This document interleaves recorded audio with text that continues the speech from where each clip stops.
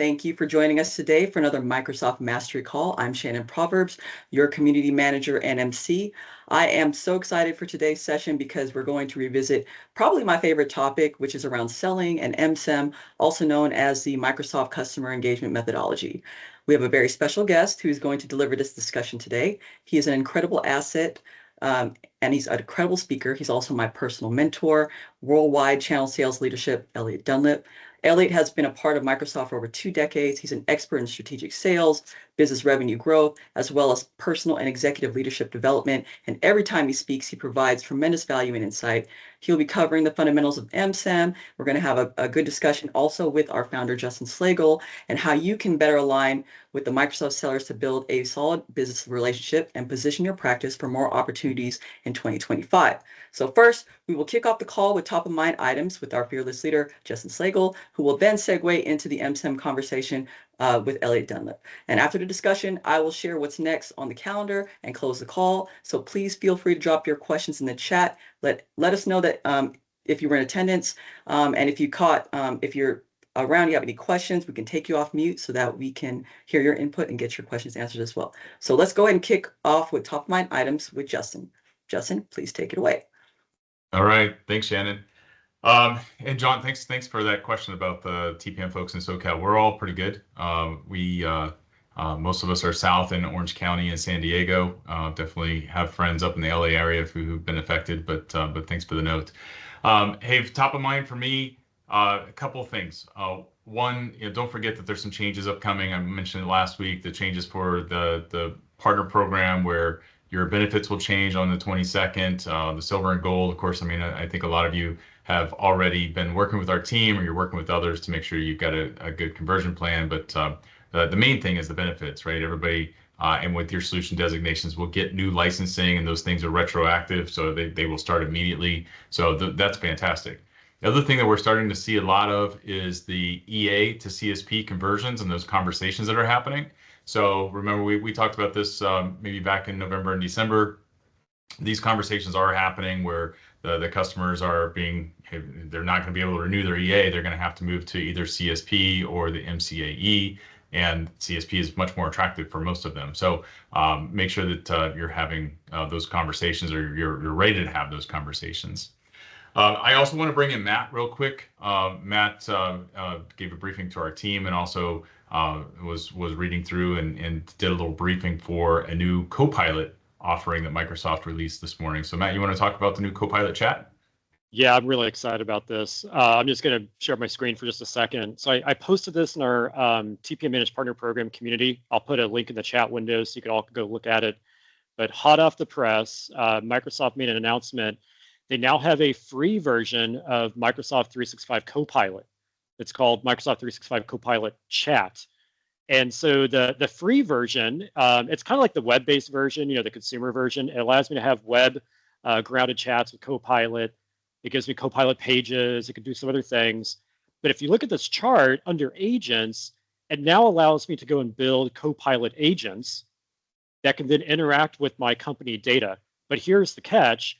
I pay based on usage. There's a consumption billing model now. So for those of you who are familiar with Copilot agents, you know that you use Copilot Studio, and that can be a little pricey, right? It's a monthly payment, a couple $100. Whereas with this, for your clients that are looking to dip their toes in the water with Copilot, you could use chat for free. And then for those that are looking to dip their toe into, well, how can I go build custom agents to access my company data and help us maybe automate processes? Now you can start to dip your toe in the water for that as well, and pay by the drink, basically. And then once you're ready, then you can upgrade to the full experience. So hot off the press, I'll put a link to our community here in the chat window, and in the community post, I talk a little bit about it, and I link out to some of the Microsoft documentation.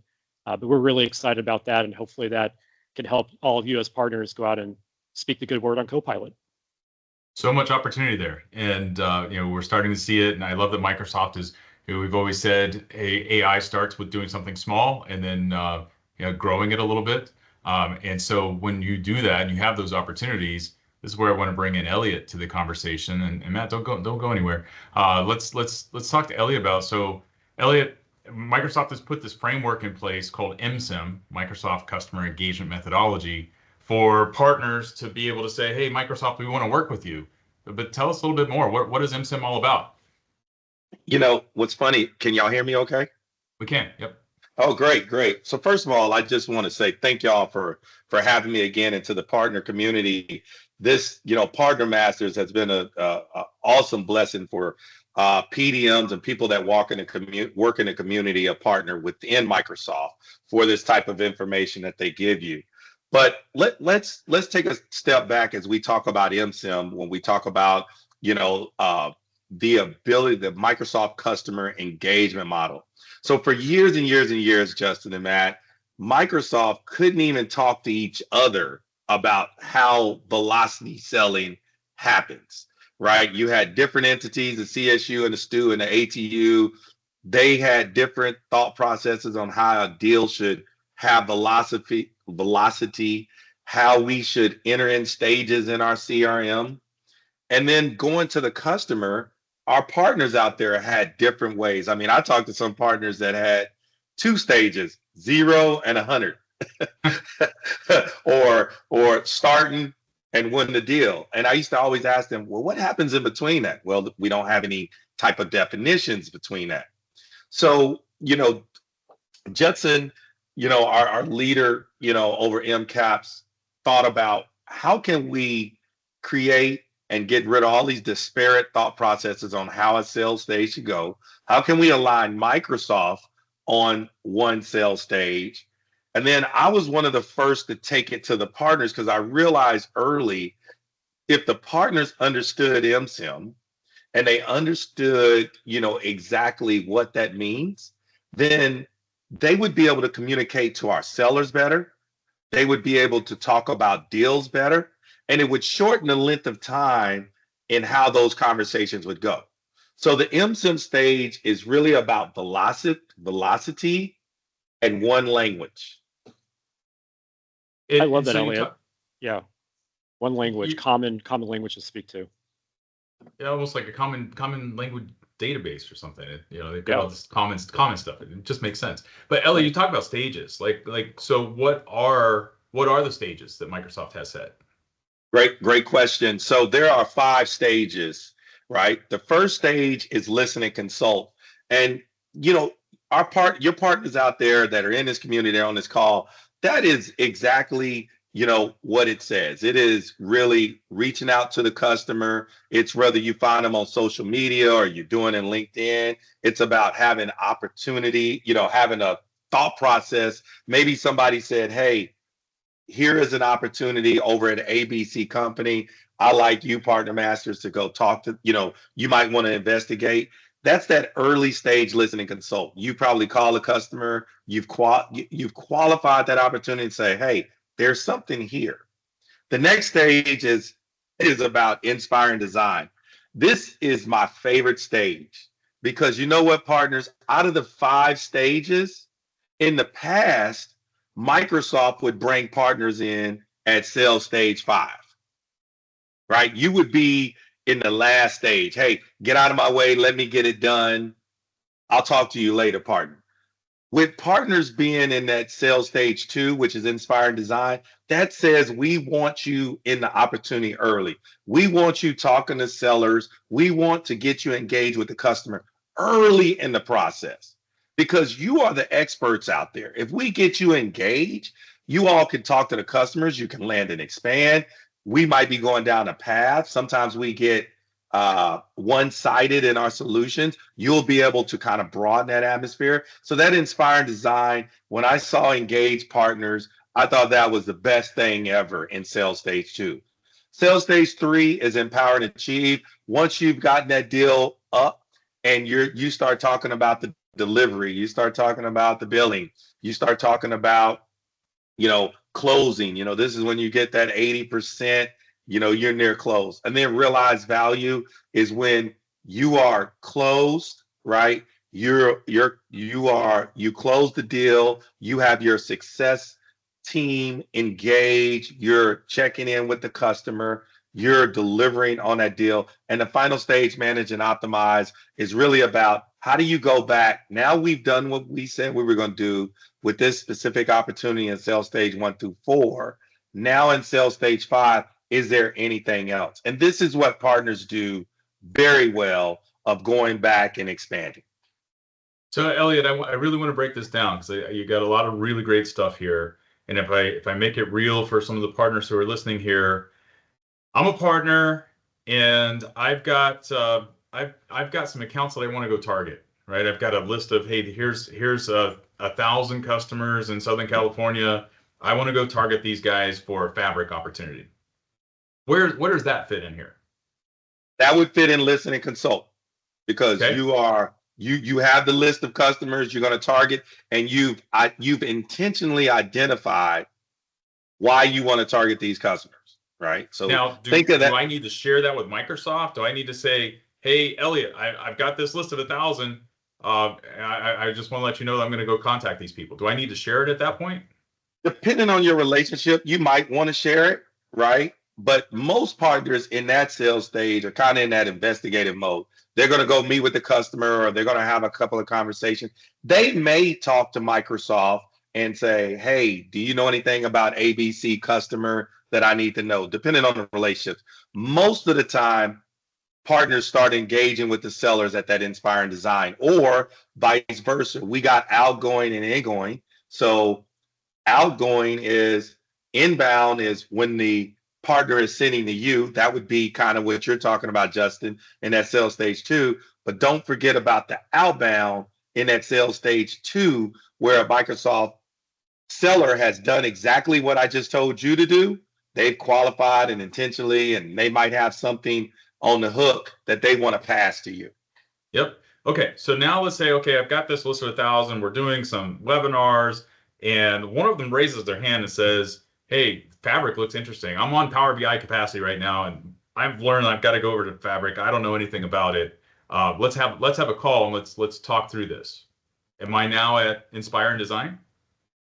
You're at Inspire and Design, absolutely.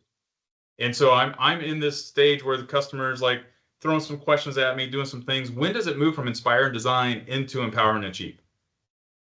It moves from Inspire and Design to Empower and Achieve is when you're bringing in the technical proof. You are bringing in, your accelerated team. Y'all having contracts. They're taking it to the board, that type of thing.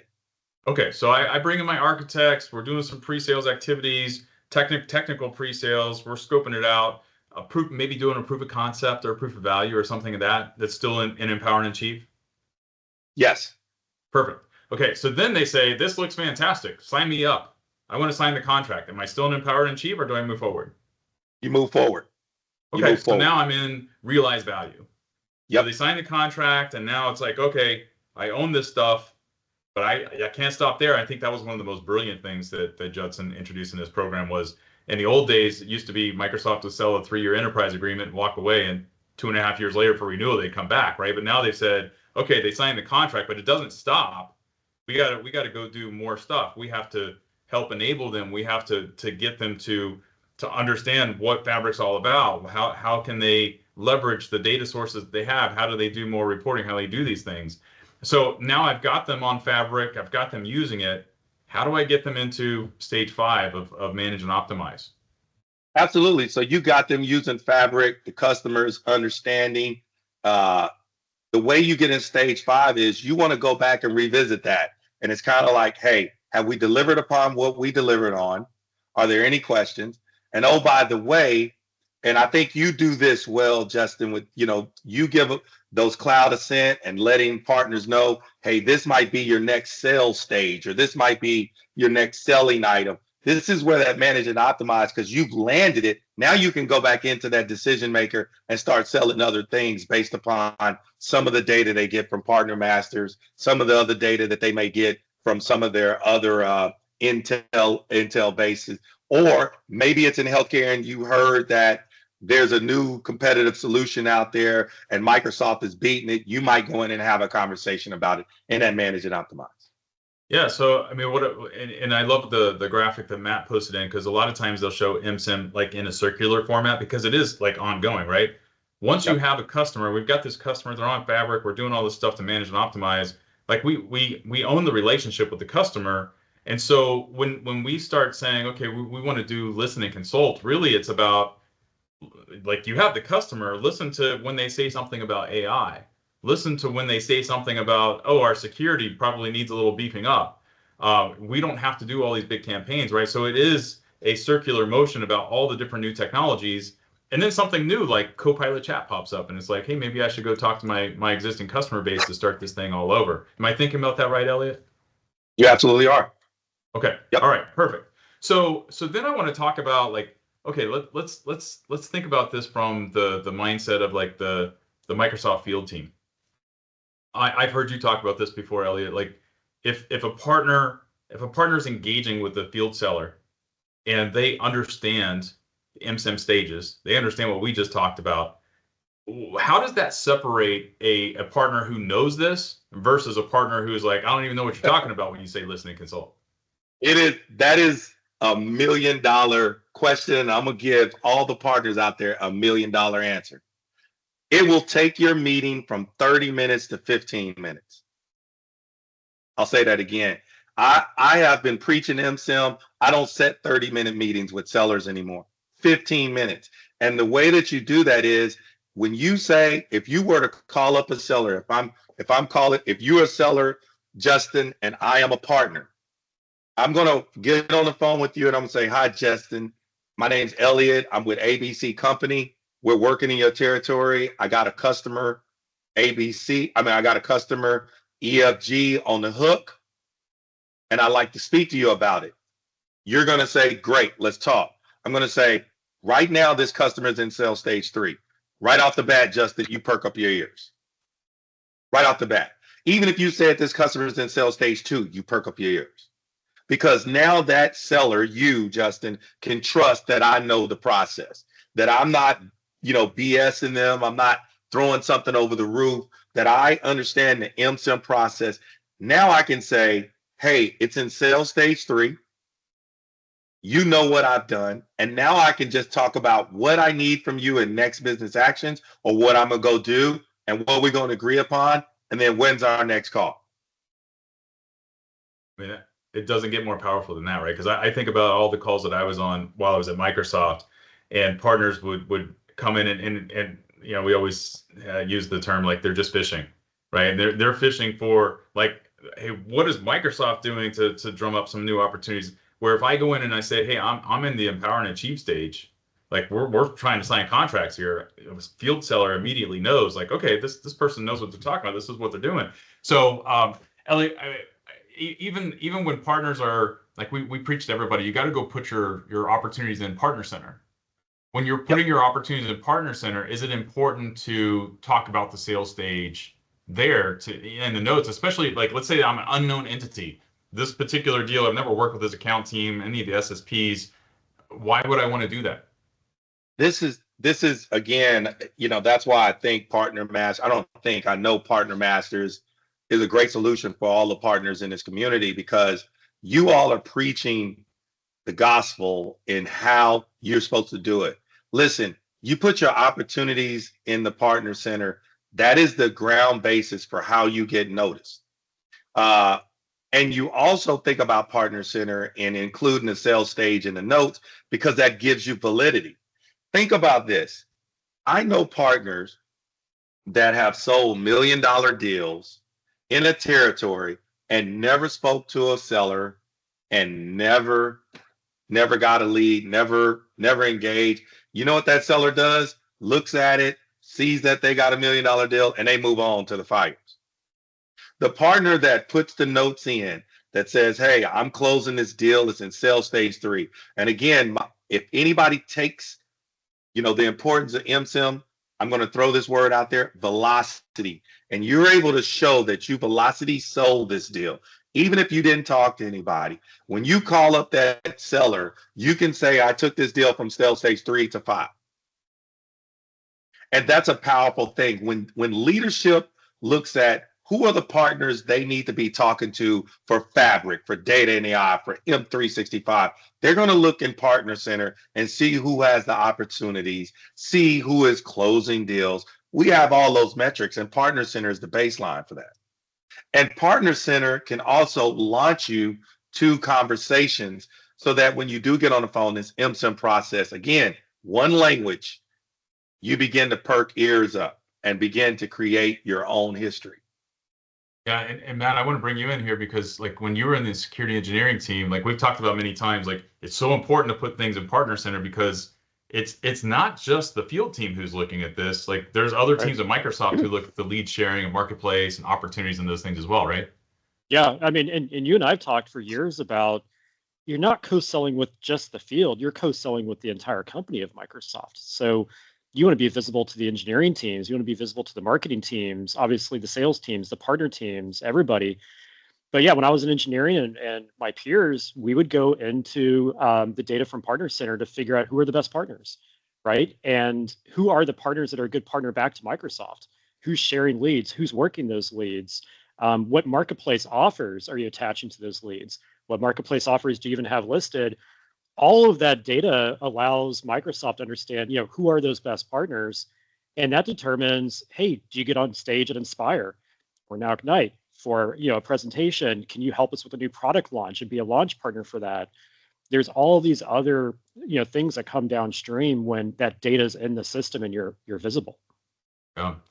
Hey, Elliot, we did get a clarifying question here from Matthew. He's saying, how does all this apply with co-sell? If an MS seller engages a partner and the customer transacts an Azure application from the marketplace with ISV success, now the customer wants to customize the deployed solution. Are we back to stage one and kind of starting over? No, you're not back at stage one. You would take that probably, I would look at stage 2 or 3, depending on where it is, right? But you can possibly go to stage 4 because they've already downloaded it. They used it. Now now you're customizing it. That's that's in that stage. The customers bought it. They're moving forward with it. You are just going to customize it. So that's stage 4 or 5. Yeah, love it. Okay, and Mark had a great comment, and it's going to lead me into my next question here, Elliot. And he's really saying it's about what makes you different from the other partners, that don't know how Microsoft works, and it's true. So let me pull up another slide. So you sent over some slides and just kind of as talking points. I want to talk about this one specifically on solution plays. So like here's the solution play taxonomy. Matt, you and I have used this for years and working with partners, but Elliot, from your perspective and what you see in the field, why does it matter that partners are paying attention to this and building solutions around this map? This is awesome. You asked some great questions, and it's really what mantra I've been on this FY25 with the partners that I manage, right? Some of our partners have a solution called, the dog walks to the park. And when you ask them, what is it called? A dog walk to the park. What does it drive? It drives fabric. Well, if you go to a Microsoft seller and you say, hey, we have this great solution, it's called a dog walks to the park, and it drives fabric, you've lost them. The reason why these solution plays are great is because, again, just like MCEM, you want to know every year, where is Microsoft pointing their compass? What are the plays that Microsoft is saying is important? For instance, unify your intelligent data and analytics is a fabric play. So it's fabric and it drives fabric. So instead of saying a dog walks to the park, that may be your internal, but when you're talking to Microsoft, you as a partner say, I align to your unify your intelligent data solution play. Oh my gosh, ears perk up. Seller knows exactly what you're talking about. And a seller can quickly give you coaching or quickly give you direction or quickly assess whether or not y'all going to work together.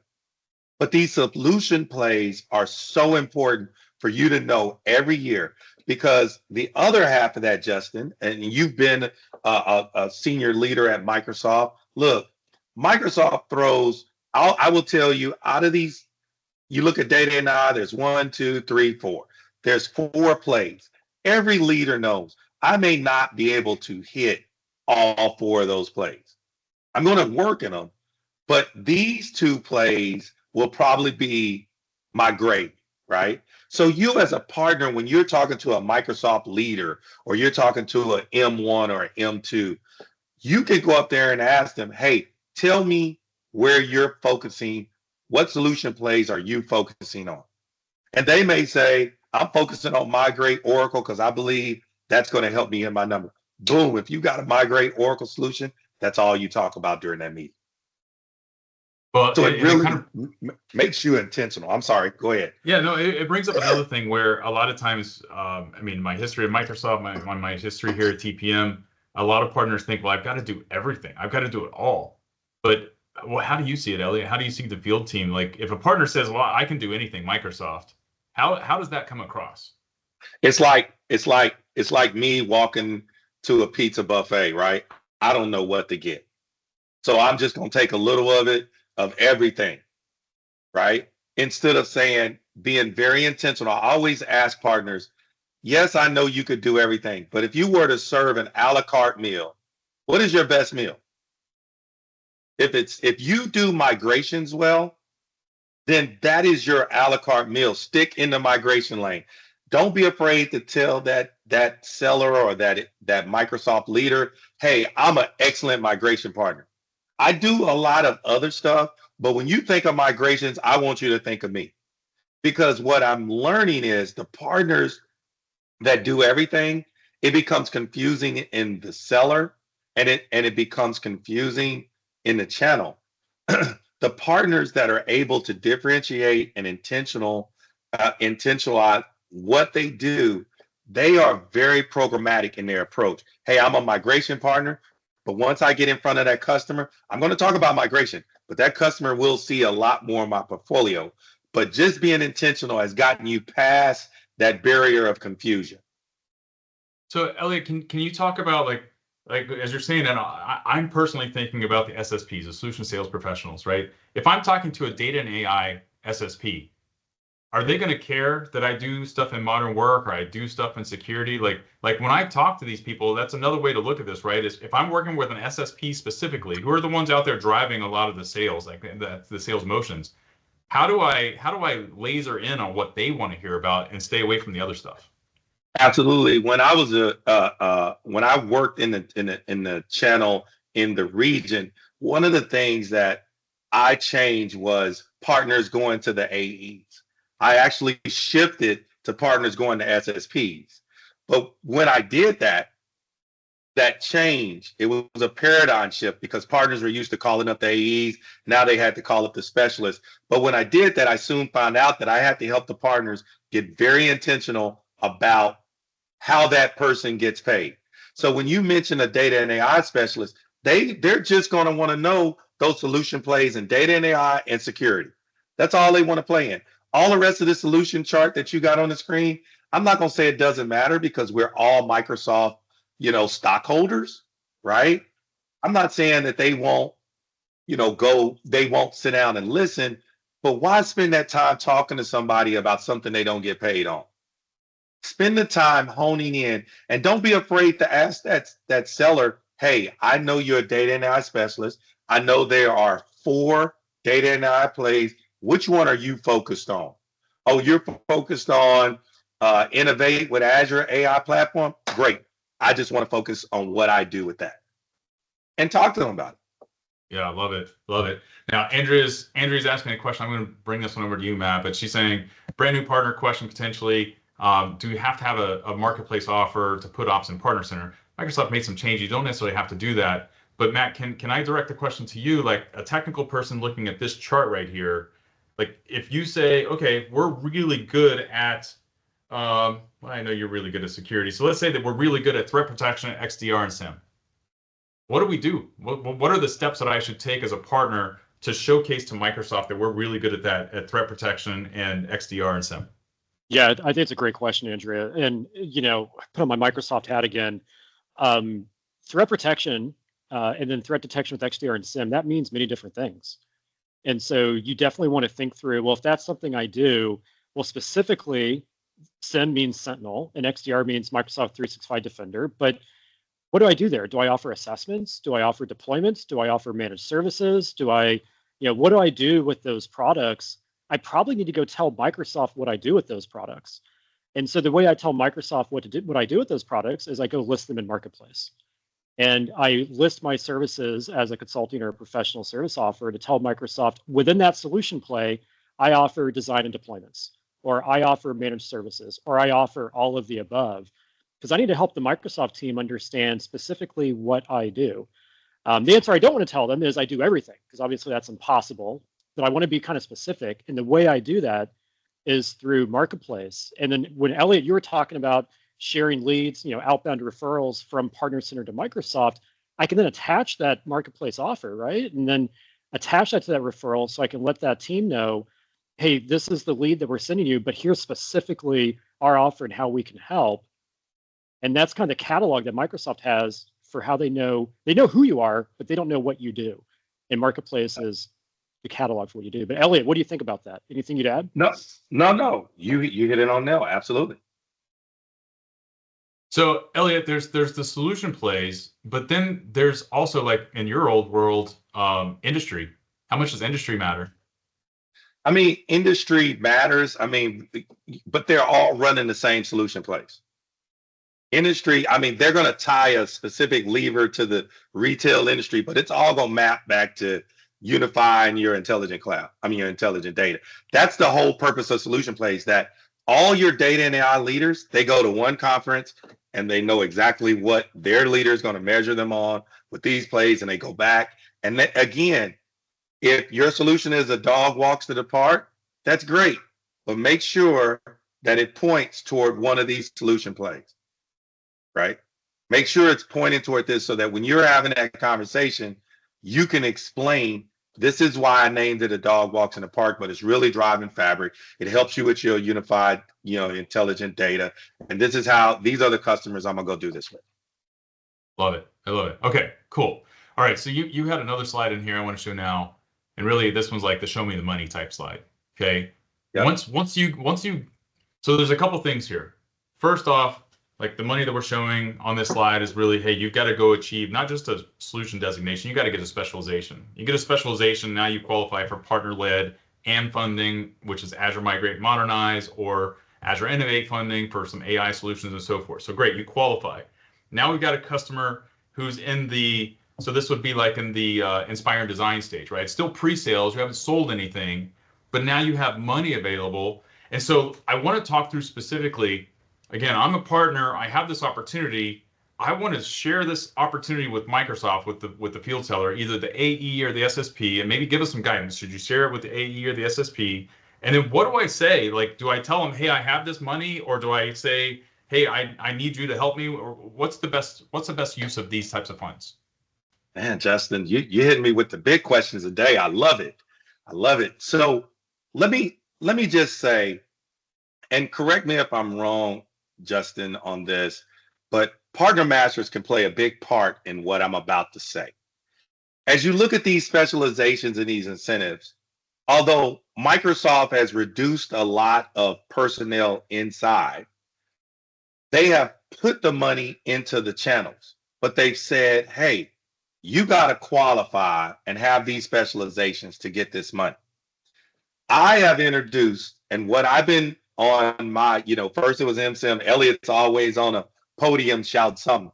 I have created this methodology of incentive-based selling.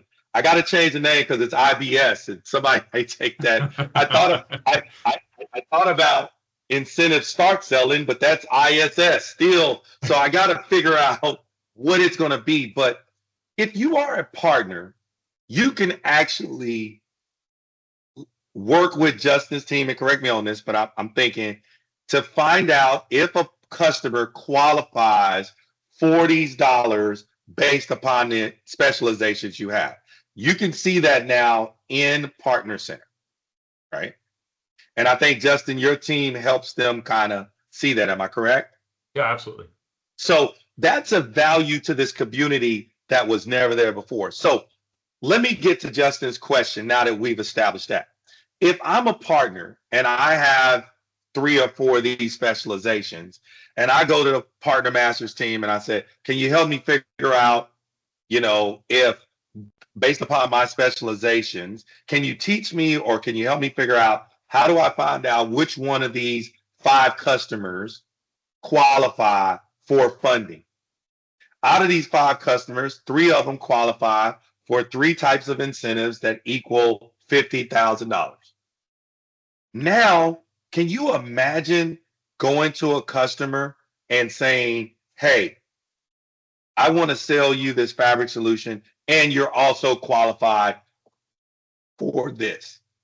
Now, to some partners, you don't have to give that money to the customer. You can keep that money yourself. If you got a customer that wants to run a proof of concept and is not requiring anything, they want to pay for it, that's money you could keep for yourself as well. But the main thing is you're playing with house money now.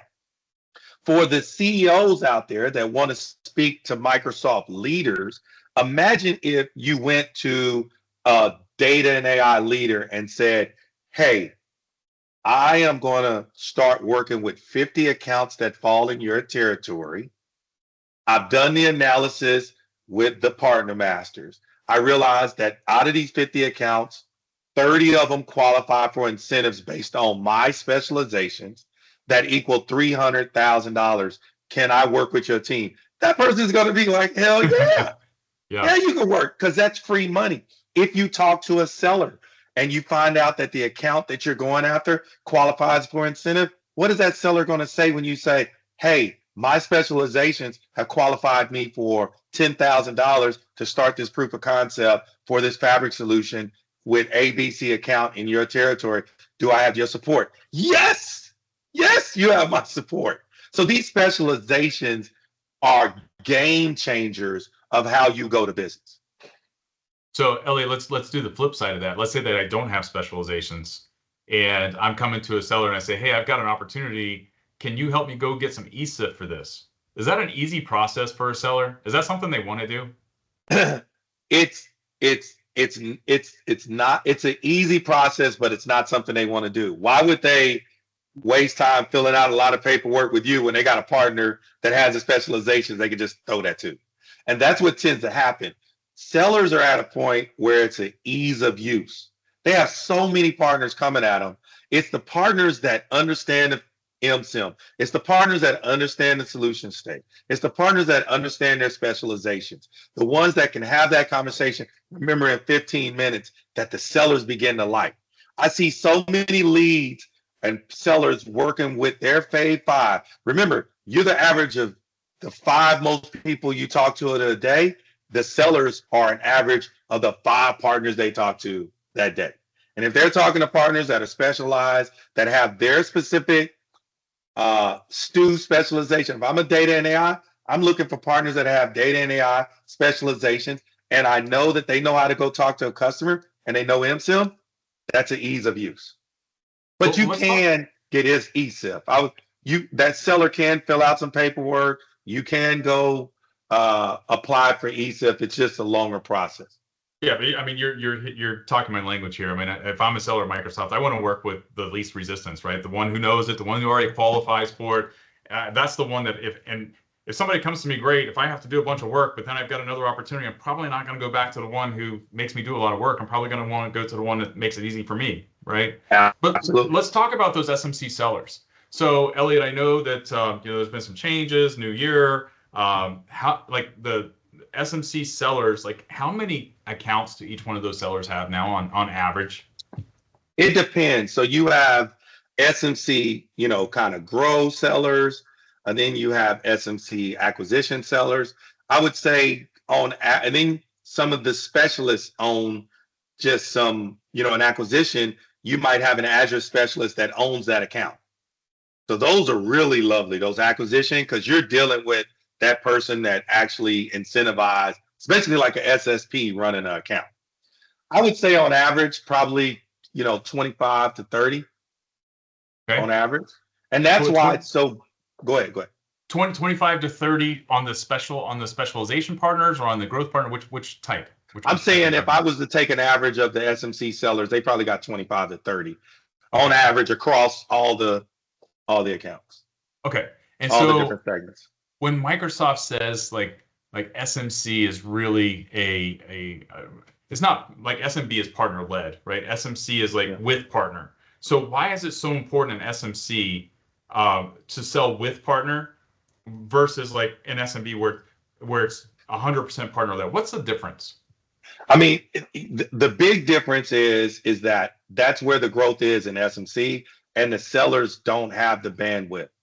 They need partners. You know, what I've been preaching this year is the partners that have that have speed and agility, and they're able to get in there, they understand all these signs. They're the ones that are able to drive the business. So when you talk about SMC, you basically, you know, if I got 30 customers and I'm an SMC seller, I'm probably dealing with 5 EAs that I now got to transform to CSPs, as you all know. I probably, out of those 30, know 10 accounts that I can pick up the phone. My specialists are probably in 5 more of those accounts outside of that 10. So I probably roughly got 15 accounts I don't know anything about. And I need partners calling, engaging, webinars, QBRs, hunting for me to get in those accounts. So that's why that SMC space is so critical so critical for partners to be engaged, because they can help us reach out to those accounts that we know are spending money, but reach out to those accounts and help us grow that business. Is it important for a partner to reach out if maybe there's not like a project right now, but a partner has a regular engagement with a customer, they're working with them on a regular basis? Is it important for a partner to make communication with an SMC seller in a scenario like that, or should they wait for an opportunity to pop up? So I think it's both. I think as a partner, if you are very intentional, and I'm gonna keep using that word, that's one of my favorite things, is intentional excellence is what I preach, is if you say, hey, I'm gonna go after the retail industry, there's a specific solution I'm gonna go after, or a competitive solution, I've done my specializations, I know what to do. Maybe I'm a big believer in email meetings. Maybe sending an email to that seller to say, here's what I'm gonna go do, here's what I'm gonna go check out, I'm going to send you an update next week on my progress. That's the way you start. I started telling partners to start having email meetings, because that way it's documentation about how you're going to tell your win story, right? And that seller can read those in bullet points and be like, okay, I know Justin is out there hunting for me, right? And they may check in with you, or that might give you permission on the next email to give them a call, because that's going to spark up the curiosity. Hey, out of those 50 deals or 50 customers that I went after, I got 2 on the line, MCEM stage 1, but I have some feedback and I have some questions for you, seller. Can you hop on a 15-minute call with me? Yeah, Elliot, I'm even positioning maybe a little bit different, that I actively work with this account, right? I work with ABC company on a regular basis. I don't have any open opportunities, but I want to make sure that we're aligned, that you know that I'm already in the account. Should I let them know that? Yes. I'm sorry about that if I didn't. Yeah, if you're working with an account and it's a customer base, absolutely. I get emails sometime about partners saying, hey, can you tell me who this rep is? Or, hey, I put it in Partner Center, I'm working this account, I don't think they know. And that seller goes, oh my gosh, I didn't know you was in there. Because sometimes that can prevent channel conflict as well. And it's discovery, right? That seller now knows you're in there and has learned about what you do. And again, Justin, you asked 5-6 minutes ago, how many accounts do they have on average? 25. Now you ask that seller, hey, what other accounts can I help you in? Yep. Okay. Yeah. So what about this scenario?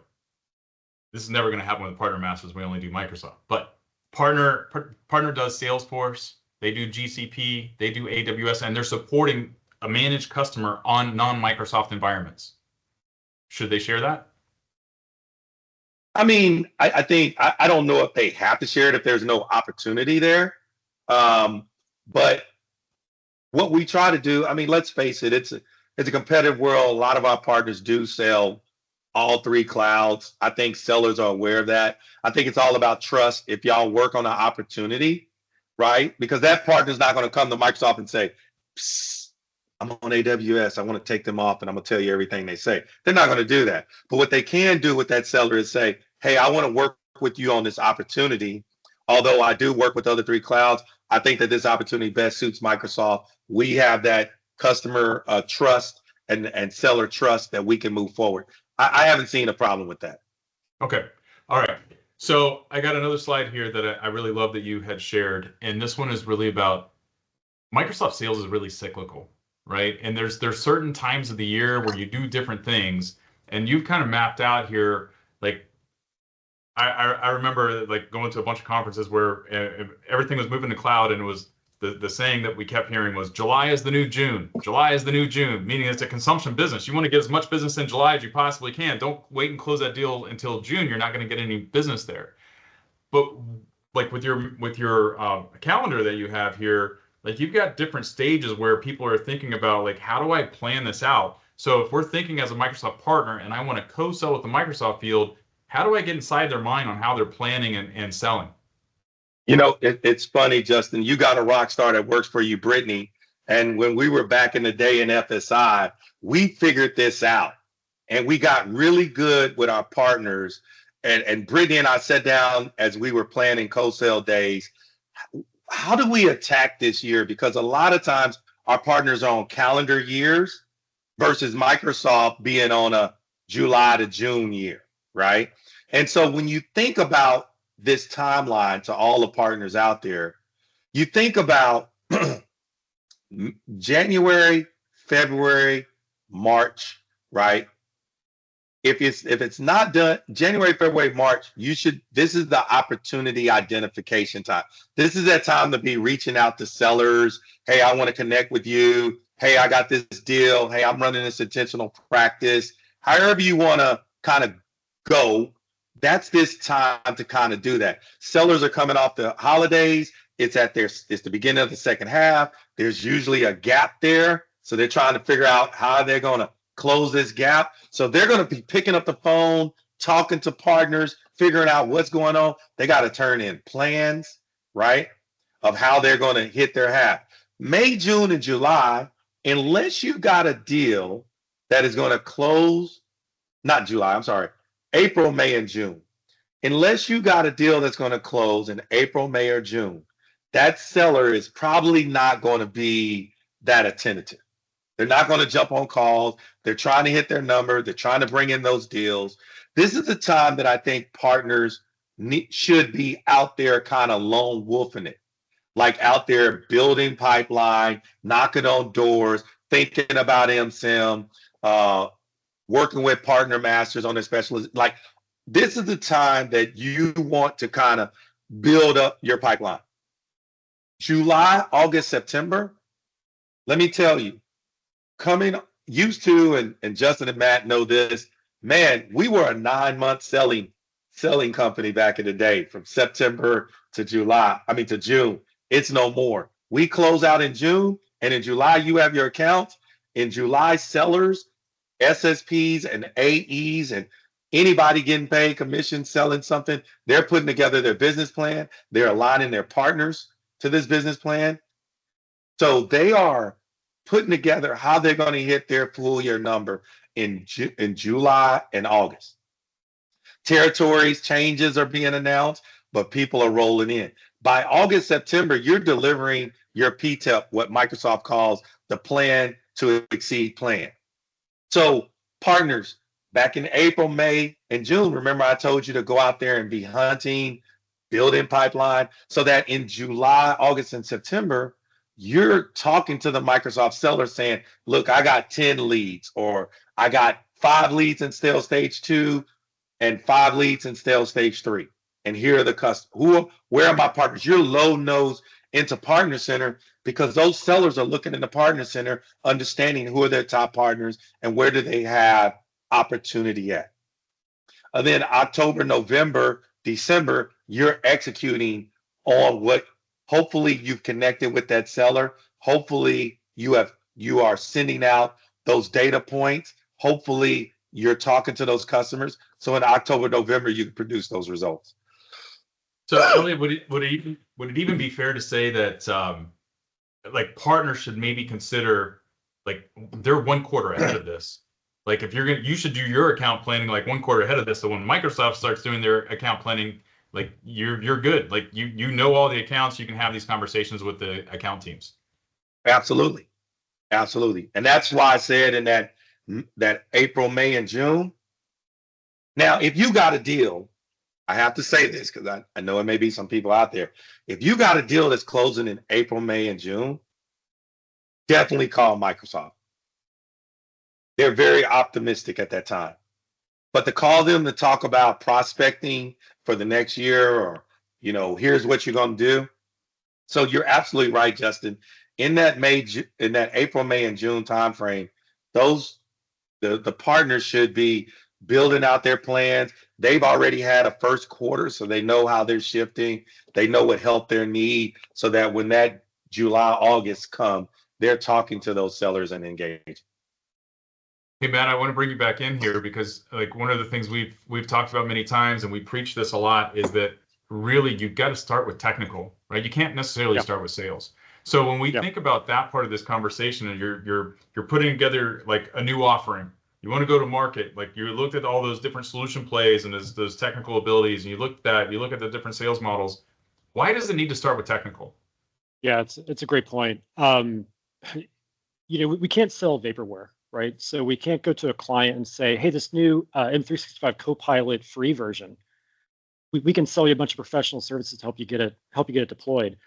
If I don't have the people, the capability, and the capacity at my company to go deliver that service to the customer, then we don't have a product, right? So what we don't want to do is get ahead of ourselves. And so we want to make sure that the delivery team, the technical team, the engineering team, whatever we call them, the people that do our projects for our clients, we want to make sure that they've got the training, they've got the skills, they've got the capability, capacity, as I call it.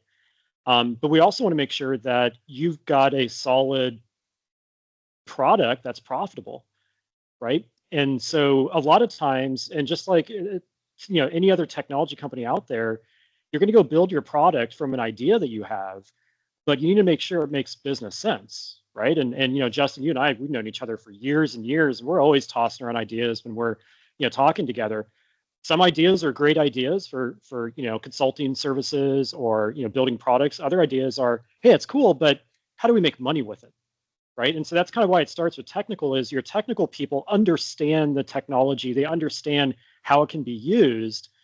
You need to marry that up with the business side of it to figure out, okay, can we go take this new thing that Microsoft just launched and how do we make money with it? Hey, technical people, what are some of the things we can do here?